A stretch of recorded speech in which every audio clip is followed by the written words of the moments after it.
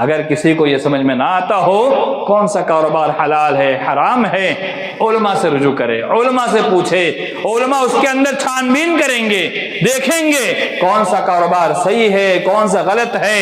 ہم اپنے طور پر کئی کاروبار کے اندر زبان درازی کرتے ہیں، کئی بار ایسے سننے میں آتا ہے، میں کوئی یہاں کی بات نہیں کر رہا ہوں، بلکہ ایک بات جو میرے ذہن میں چل رہی ہے، کئی بار ہماری عوام یہ کرتی ہے کہ ہر چیز کے اندر اپنا حکم صادر کرتی ہے۔ اللہ کی قسم، حکم صادر کرنا اتنا آسان معاملہ نہیں ہوتا ہے۔ حکم صادر کرنا یعنی کسی کے کاروبار کو حرام کہہ دینا، وہ حرام کھاتا ہے، وہ حرام کماتا ہے۔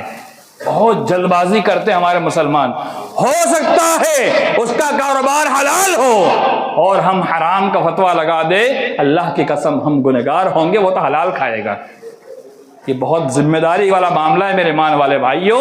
تو کسی کے بھی کاروبار پر انگلی اٹھانے سے پہلے ہمیں 10 بار سوچنا چاہیے، سمجھنا چاہیے، پوچھنا چاہیے، علماء سے رجوع کرنا چاہیے، یہ کیا ہے، کس طرح کا معاملہ ہے۔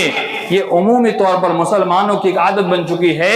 تو اللہ تعالیٰ نے جن چیزوں کو حلال کیا ہے وہی حلال ہے، اللہ تعالیٰ نے جن کو حرام کیا ہے وہ ہر حال میں حرام ہے۔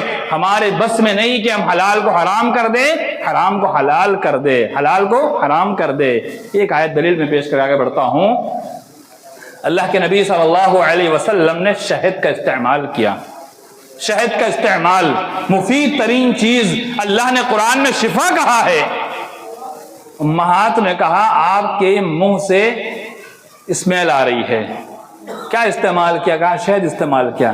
اللہ کے نبی صلی اللہ علیہ وسلم نے فرمایا کہ میں آج کے بعد شہد کا استعمال نہیں کروں گا۔ قرآن مجید میں آیت نازل ہوتی ہے، یا ایھا النبی لم تحرم ما احل اللہ لک، اے نبی صلی اللہ علیہ وسلم جس اللہ نے حلال کیا ہے تم حرام نہیں کر سکتے۔ کتنی بڑی دلیل ہے، اللہ کے نبی صلی اللہ علیہ وسلم بھی حلال کو حرام، حرام کو حلال نہیں کر سکتے۔ اللہ نے حلال کیا ہے تو وہ حلال ہے، اللہ نے حرام کیا ہے تو وہ حرام ہے۔ اب ہمارے ہاتھ میں نہیں ہے کہ ہم اپنے من سے فلاں کاروبار بھی کر لیں، گرچہ دنیا اس کو حرام کہتی ہو ہم تو حلال ہی سمجھ کے کریں گے، یہ ہمارے منمانی ہوگی، رب کی بات نہیں ہوگی۔